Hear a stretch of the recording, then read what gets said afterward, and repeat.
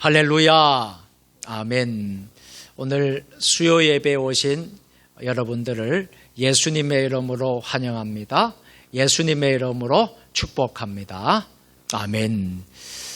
수요일마다 우리는 잠언 강해를 하고 있는데요. 오늘은 잠언 5번째 시간으로 우리는 행복한 부부입니다 하는 말씀을 가지고 함께 우리가 은혜의 시간을 가지려고 합니다. 한번 따라서 해보실까요? 우리는 행복한 부부입니다. 아멘.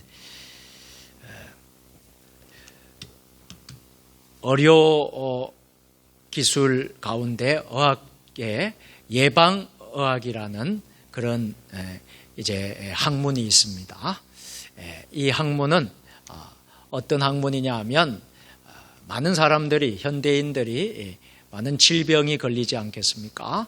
그 병을 이제 미리 사전에 병이 들어서 치료하기보다는 예방하는 게 더 중요하다는 의미로 예방의학이라는 그런 이제 학문이 있습니다. 그래서 우리가 병도 우리가 참 예방만 잘하면 우리가 큰 병에 걸리지 않는다라는 그런 이제 의료 학문이죠. 그래서 이 예방이라는 것이 얼마나 중요한가 하는 것은 우리가 너무나 소중하게 깨달아야 되는 사실입니다.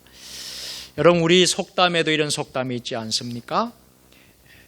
호미로 막을 것을 가래로 막는다. 이 의미를 여러분들 잘 아시지요? 예. 그래서 우리가 참 미리 미연에 예방을 잘하고 잘 이렇게 다스렸다면 큰 문제를 막을 수 있는데 처음에 그것을 잘 하지를 못했기 때문에 큰 어려움을 당한다라는 속담인 것입니다. 병이 든 다음에 치료는 그만큼 아픔이 있고 또 그만큼 물질적인 정신적인 고통이 따르게 되는 거예요. 그래서 정기적인 건강 진단이 참 중요한 것이다 하는 것을 우리가 건강을 유지하는 데 필수적인 것이라는 것을 알게 됩니다. 여러분, 국가에서 여러분 검진을 하는 게 있지요. 국가 검진이 있지요. 그래서 많은 분들이 이제 짝수 년에 또 받기도 하고 홀수 연도에 받기도 하고 그렇게 합니다.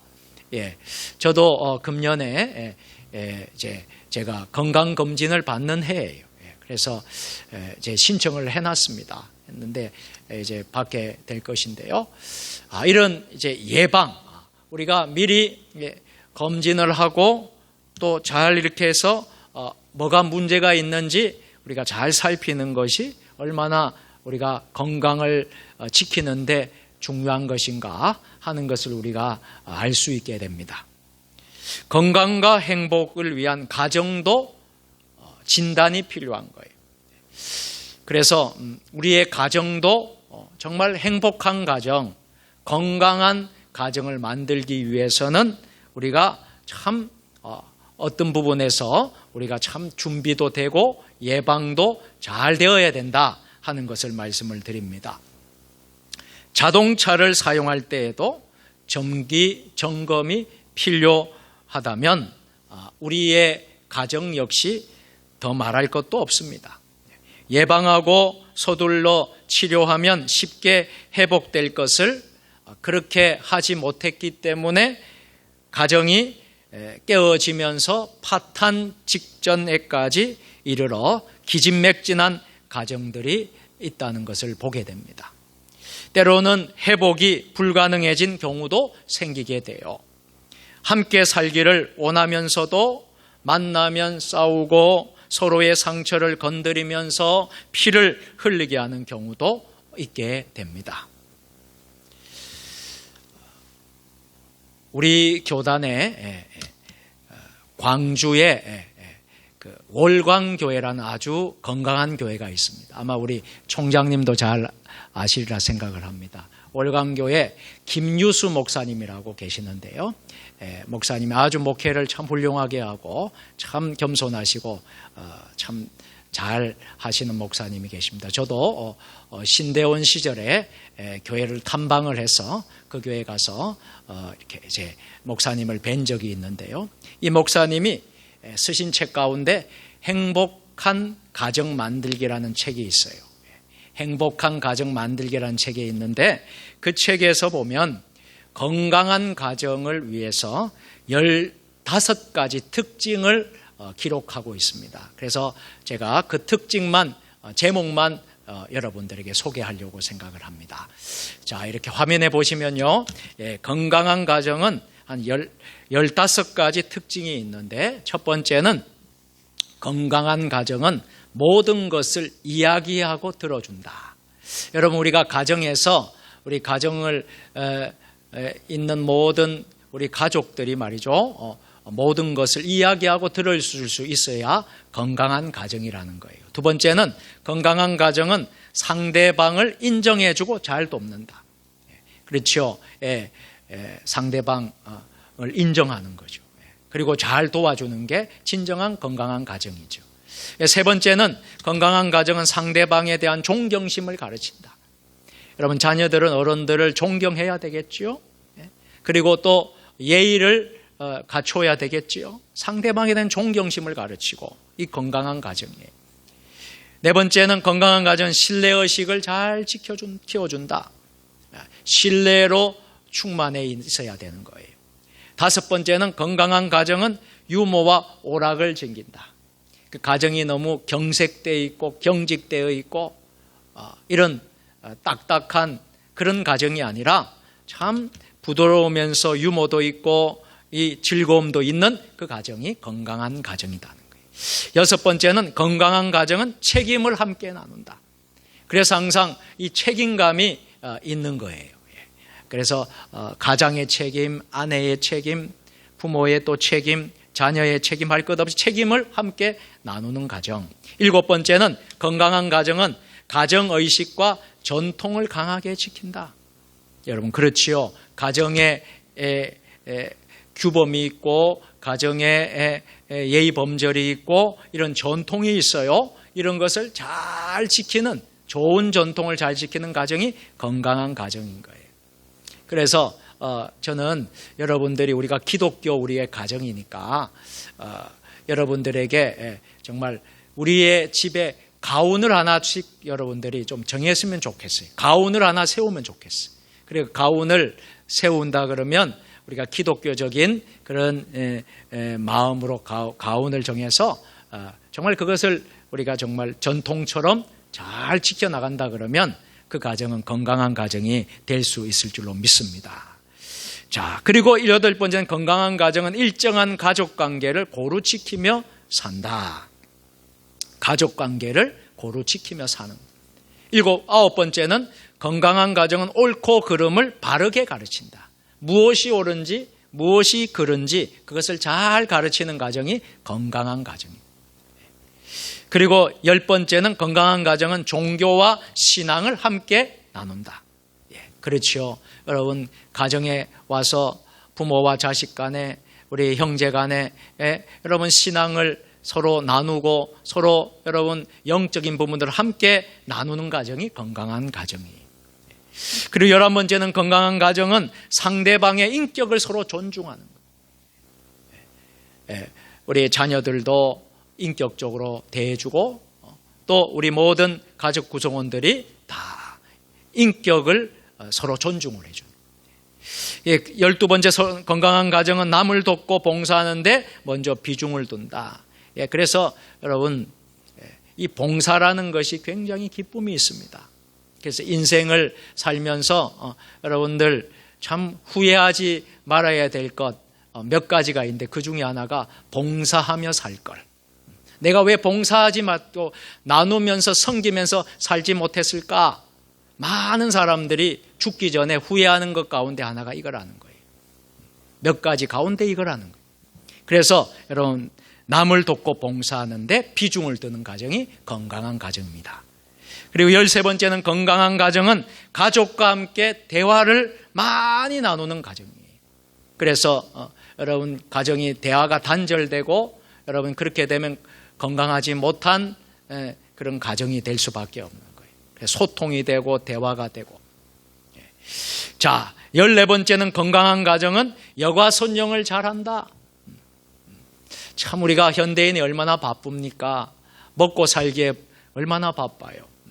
직장 생활하느라 여러분 정말 일터에서 얼마나 수고하고 많아요. 그럼에도 불구하고 건강한 가정이 되기 위해서는 여가 손님들을 잘해. 그래서 가족과 함께 일정한 시간에 정말 정기적으로 여가 손님을 같이 여행을 간다든지 같이 커피숍에 가서 카페에서 같이 시간을 보낸다든지 아니면 좋은 곳에 가서 영화를 본다든지 아니면 이런 귀한 시간들을 가지는 게 건강한 가정이 될 수 있는. 15번째는 건강한 가정은 어려운 문제를 함께 의논하고 풀어간다. 여러분 가족이 무엇입니까? 가정이 무엇입니까? 여러분 가정은요, 가족은요, 여러분 정말 이 가정은 어떠한 문제가 어려움이 있더라도 그 문제를 여러분 정말 함께 정말 기도하면서 언언하면서 풀어가는 게 그게 진정한 가정이에요. 그렇지 않습니까? 여러분 우리가 자녀에 이를테면 문제가 생겼다 그러면 우리 부모들은 그 문제를 해결하기 위해서 어떤 부분에서는 목숨 걸고 생명 걸고 자녀들을 구원해 주지 않습니까? 이게 진정한 가정이지요.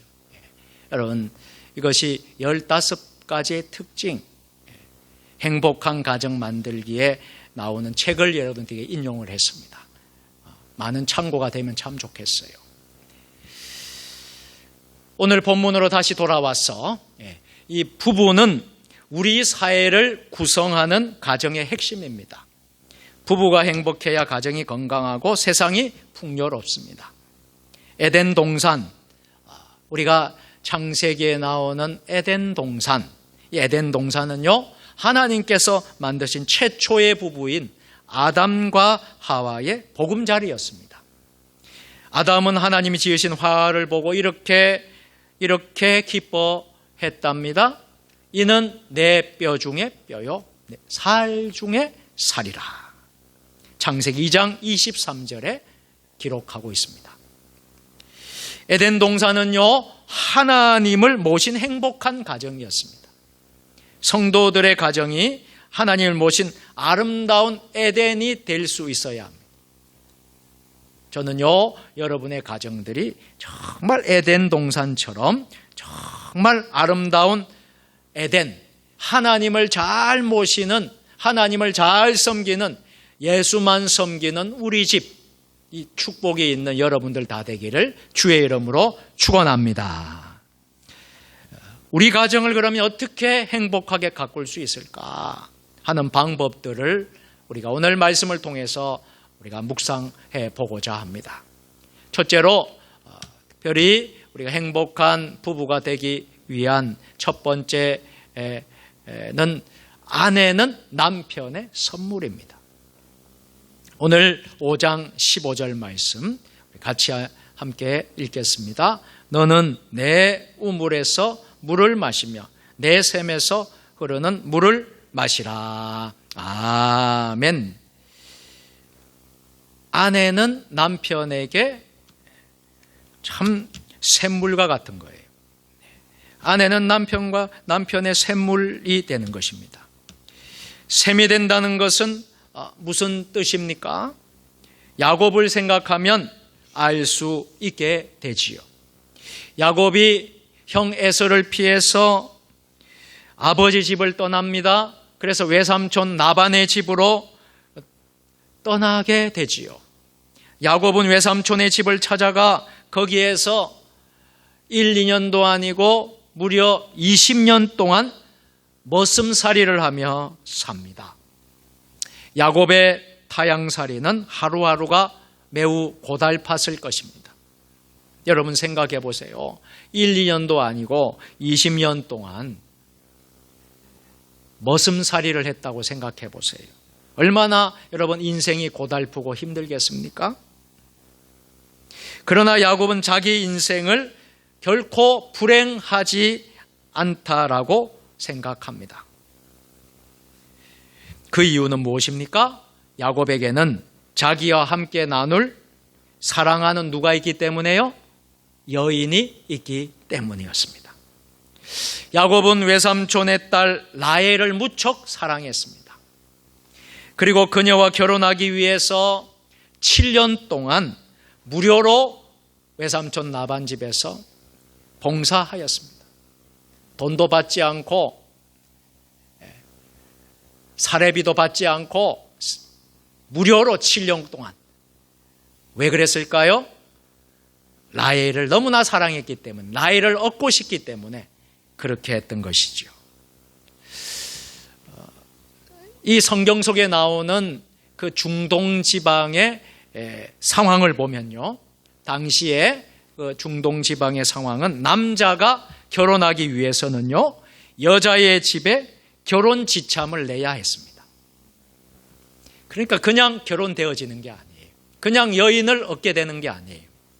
그 당시 딸이 다른 집으로 시집을 가는 것은요, 딸의 집의 입장에서는 일꾼을 하나 다른 집으로 보내는 손해를 보는 일이었기 때문이었습니다. 그래서 그 손해를 보충하기 위하여 결혼 지참금이라고 하는 제도가 당시에 생겼던 것입니다. 그러나 야곱은 결혼 지참금을 낼 만한 돈이 있었을까요? 가진 물질이 있었을까요? 돈이 없었습니다. 그래서 7년 동안 외삼촌을 위해서 무료로 봉사하게 된 것이지요. 그때 그가 7년간 외삼촌을 위해 일하는 모습을 창세기 29장 20절은 이렇게 기록하고 있습니다. 우리 다 같이, 야곱이 라헬을 위하여 7년 동안 라반을 섬겼으나 그를 사랑하는 까닭에 7년을 며칠같이 여겼더라. 아멘. 한번 따라서 합시다. 7년을 며칠같이 여겼더라. 여러분, 얼마나 그 라헬을, 여인을 사랑했으면 여러분 7년을 며칠같이 여길 정도로 생각하면서 열심히 일을 했겠습니까? 야곱이 고통스러운 머슴살이를 하면서도 7년을 수일같이 보낼 수 있었던 것은 그의 옆에 사랑하는 여인이 있었기 때문입니다. 라헬은 그가 어려울 때 찾아가서 사랑받을 수 있는 사랑의 셈이었고요, 그가 슬플 때 위로받을 수 있는 위로의 셈이었던 것입니다. 야곱에게 라헬은 그의 인생의 희망의 셈이었습니다. 라헬이 있었기 때문에 야곱은 고통스러운 머슴살이도 즐겁게 감당할 수 있었던 것입니다. 사랑은 고통을 잊게 하는 묘약이라고 하지 않습니까? 15절 말씀에 너는 내 우물에서 물을 마시며 내 샘에서 흐르는 물을 마시라 하였습니다. 아내는 남편에게 이와 같은 존재, 샘물과 같은 존재가 되어야 한다는 말입니다. 오늘 이 자리에 우리 남성분들은 꼭 기억하십시오. 또 아내 되시는 분들도 꼭 기억하십시오. 아내는 남편에게 샘물과 같은 존재가 되는 것입니다. 이쯤 하면 아멘도 나오셔야 될 텐데, 정말 그 샘물을 마시며 남편은 사랑과 위로와 행복을 느낄 수 있어야 하는 것이지. 아내는 언제나 옆에 있으면서 그를 돌보아주는 사랑의 샘물인 것입니다.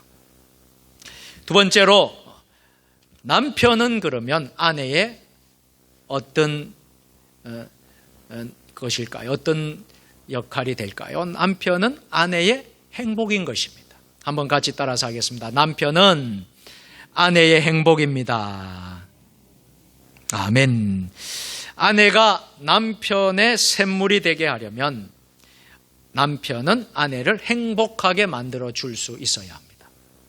그래야 아내가 주는 사랑의 샘물을 마실 수 있는 것이지요. 그러면 어떻게 아내를 행복하게 해줄 수 있겠습니까? 먼저 아내가 주는 물을 마시는 것입니다. 아내가 주는 음식을 먹고 그가 입혀준 옷을 입고 그가 주는 사랑을 받으며 그것을 만족하게 여기는 것입니다. 그래서 아내가 남편을 위하여 필요한 존재라는 것을 느끼게 해 주어야 합니다. 아내는 남편의 사랑을 먹고 사는 존재이기 때문입니다. 남편은 아내가 만족할 수 있도록 사랑해 주어야 합니다. 많은 남편들은, 우리 남성들은 결혼하기 전에는 사랑한다며 아내를 최상으로 대접을 하다가도 이제 결혼한 후에는 관심을 거두어 버릴 때가 많습니다.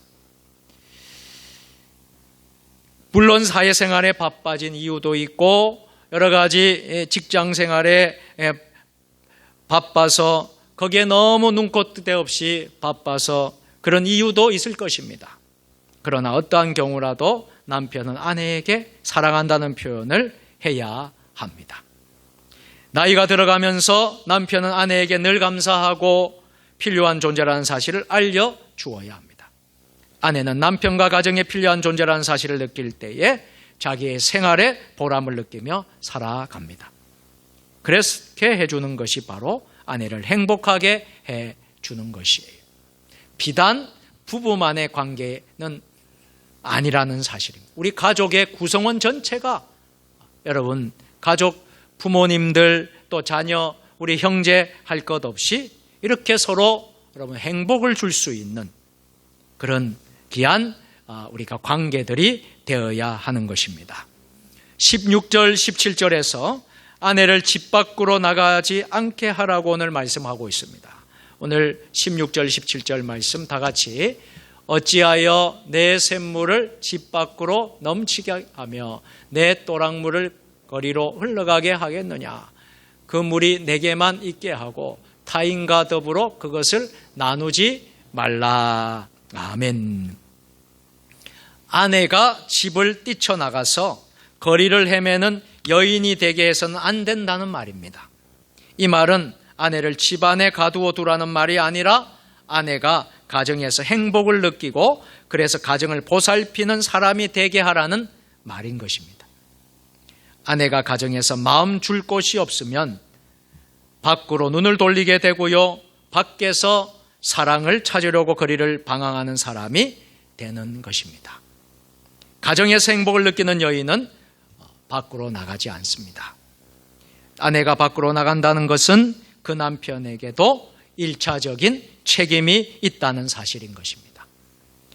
그래서 17절의 말씀, 그 물이 내게만 있게 하고 타인과 더불어 그것을 나누지 말라라고 하고 있습니다.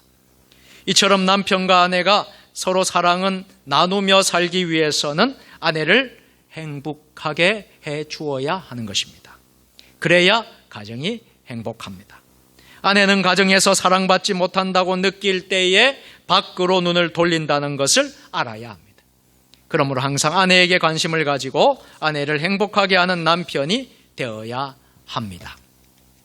마지막 세 번째로 행복한 부부는 어떤 부부여야 되겠습니까? 함께 복을 누려야 하는 것입니다. 복을 누리는 것입니다. 오늘 5장 19절 말씀 우리 다 같이, 그는 사랑스러운 암사슴 같고 아름다운 암노루 같으니 너는 그의 족하게 하며 그의 사랑을 항상 연모하라. 아멘. 아내를 사랑하고 아내를 만족하게 여기라 하는 것입니다. 부부가 서로 사랑하며 함께 있음을 기뻐하며 부부됨을 감사하며 만족하라는 것입니다. 아내를 통해 주시는 복을 누리라라는 거예요. 여러분, 우리 가정도 이와 마찬가지입니다. 가정을 통해서 우리 가족 모든 구성원들이 복을 누릴 수 있기를 주의 이름으로 축복합니다. 우리가 가정을 통해서 복을 누려야 해요. 사람들이 덕담을 주고받을 때요, 가장 많이 하는 인사가 있습니다. 무슨 인사일까요? 복 받으십시오. 이 복 많이 받으세요 라는 인사를 많이 하지요. 복을 받을 만한 사람인지 아닌지 따져보지도 않고 무조건 복을 받기를 바란다는 인사입니다.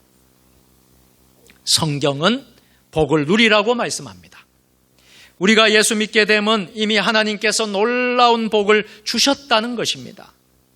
여러분 믿습니까? 하나님이 우리를 통해서 놀라운 복을 이미 주신 것을 여러분 믿으십니까? 우리는 많은 복을 받으면서 지금까지 살아왔어요. 따라서 또 다른 복을 찾기보다는 이미 받은 복을 여러분 누릴 수 있기를 바랍니다. 가정생활에서도 더욱 그렇습니다. 하나님은 자기에게 가장 필요하고 좋은 여인인 아내를 주셨는데요. 그 아내와 함께 사는 것이 많은 때에 복인 줄 모르고 살아가는 이들이 있다는 거예요. 자기에게 꼭 맞는 가족을 주셨는데요. 그 가족과 함께 사는 것이 복인 줄 모릅니다. 하나님은 우리에게 가장 좋은 아내를 주셨는데요. 가장 좋은 남편을 주셨는데요. 그것이 복인 줄 모르고 살아갈 때가 얼마나 많습니까? 오랜 세월 찾고 고른 사람이 지금 내 아내이고 내 남편 아닙니까? 우리가 이제 그 사람이 나에게 최고의 복인 줄 알고 이제부터는 누리는 삶을 살아야 될 줄로 믿습니다. 사실 한국 가정의 위기는 어디서부터 온다고 생각하십니까? 한국 가정의 위기는 가정 안에서 진정한 복을 누리지 못하는 데서부터 오는 것입니다. 남성들이 일에 쫓기고요, 사회생활에 허덕이다가 가정 안에서 복을 잃어버리고 있습니다. 물론 요즘에는 여성들도 직장생활을 많이 하고 여러분 또 집에 와서는 또 가사 일도 하고 이렇게 가사 노동이 되고 그러니까 굉장히 참 힘들지요.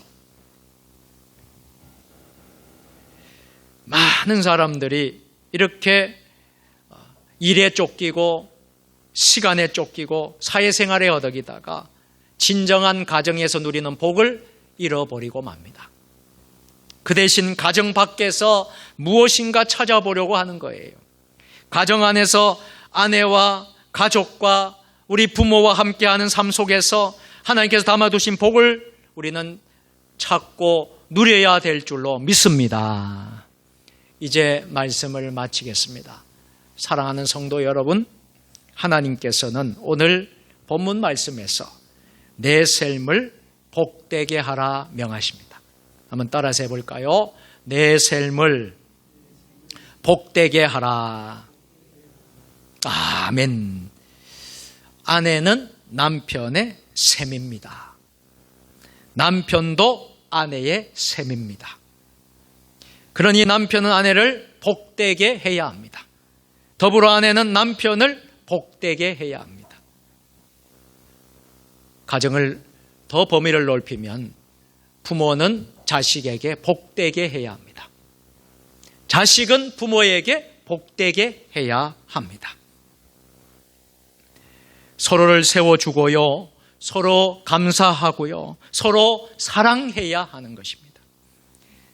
그리고 남편과 아내는 서로를 하나님께 주신 최고의 복으로 알고 하나님께 감사하며 하나님을 기쁘시게 해 드리는 여러분들 되어야 될 줄로 믿습니다. 그래서 오늘 이 밤에 수요예배 오신 여러분의 가정이 다 행복해지고 정말 행복한 가정이 만들어지고 세워지고 그래서 하나님 주시는 가정에 주시는 복을 누리면서 여러분의 자녀들과 자손들이 복을 받는 또 우리 세종주님의 교회 모든 성도의 가정이 행복한 가정, 건강한 가정이 될 수 있기를 주님의 이름으로 간절히 축원합니다. 아멘. 다 같이 기도하시겠습니다. 전능하신 하나님 아버지, 하나님께서 세워주신 가정을 행복하고 건강하게 만들게 하여 주옵소서. 아내는 남편의 샘물이며 남편은 아내의 행복이며 모두 함께 복을 누려야 함을 깨닫고 부모와 우리 자녀와 모든 가정 구성원들이 하나님께 감사하며 하나님을 기쁘시게 하는 복된 그리스도인들 되게 하여 주옵소서. 예수님 거룩하신 이름으로 감사하며 기도 드리옵나이다. 아멘.